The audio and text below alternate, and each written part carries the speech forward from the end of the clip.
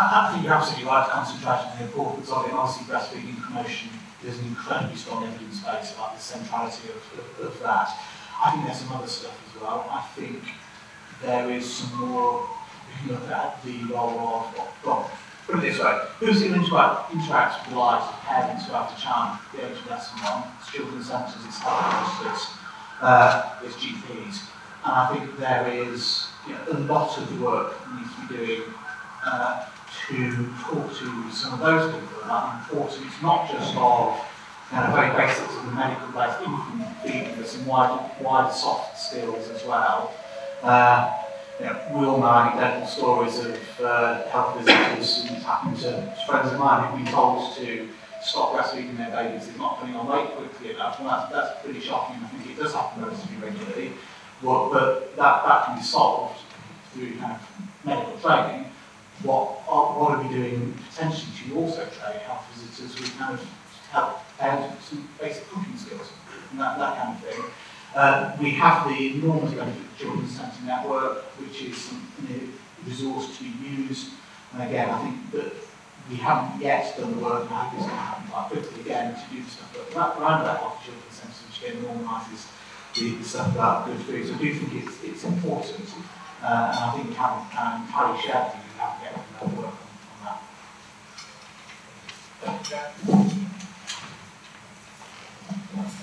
I'm Eileen O'Keefe, I work for NHS London. I have a question around, we have heard a lot in the first presentation, I think there was an allusion to the income gap. And I think something common, both for England and the state, is that one of the most important income inequality gap in the world, and it's associated with the highest health inequality. And I just wonder how this is being tackled. The strategies and the proposals that we have heard.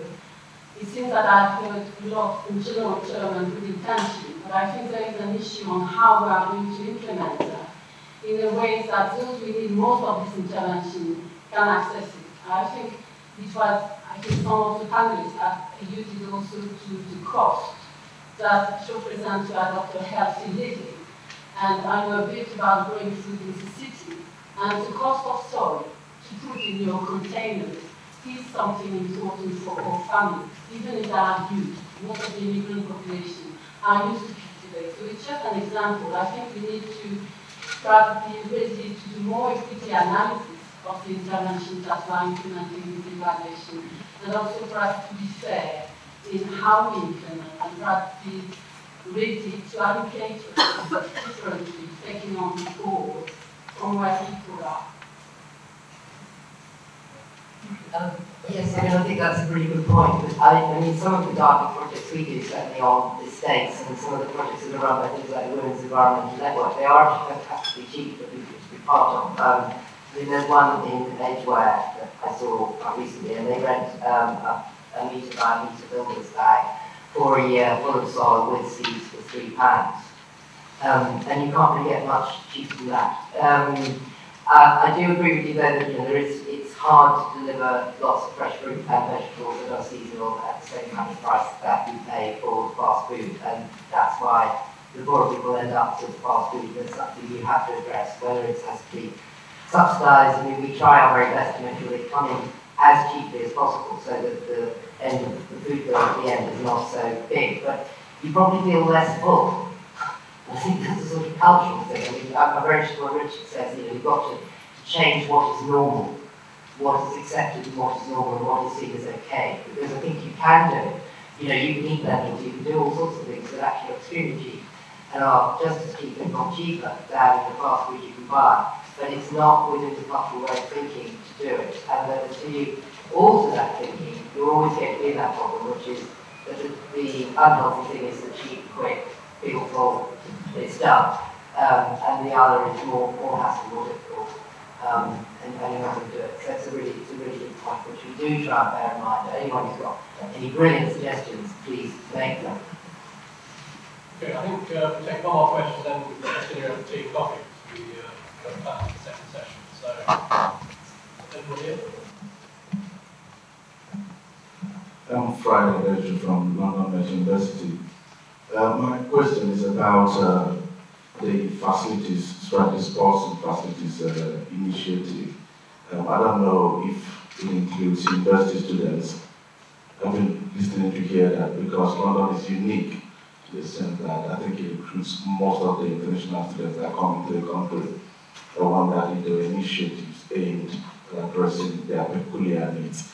I think what happens to a lot of the students coming with families and get very easily integrated into the private neighborhoods. And I wonder if there are initiatives aimed at opening up facilities for these people as well, taking care of their very unique needs. Thank you. The short answer is yes. The whole point of doing a facility strategy, a sporting facility strategy in London, is to try and make sure that we don't sort of start putting the sporting facilities right next door to each other and having sort of more citywide view of doing it, an approach to doing it. And this is something that's been talked about for many years in sport, and it's never been done. The Olympics provide a huge opportunity to do that. So yes, we will be looking at what's at risk, as well as what we would like to try and add to the menu, if you like. But there's two things to say. I mean, I've already talked about the fact that we're looking at trying to make much better use of the existing facilities. There are an enormous amount of facilities within London which are underused, both within the education sector and also in the private sector. Sort of the David Lloyd type facilities, Fitness First, the downtime sort of in some of the facilities there is something that we want to look at. We've been looking and working with the Fitness Industry Association at how we might do that. But there's just one final thing to say about that, and it's this: there's been an enormous amount of lottery investment in facilities over the last, since the lottery came in the sort of early mid-90s. Over £1 billion of sporting facilities. The impact on sports participation has been almost zero. And the point about that is it's not just enough in itself to have these facilities. You need to have the coaches, the people, infrastructure as well, if you like, to go with that, so that you have the sort of the dual approach. So it's much about information. That's all the sort of supply side stuff. On the demand side, of course, you need to look at where these facilities are located, looking at barriers including time, cost, and motivation. And those are the sorts of things we will be doing.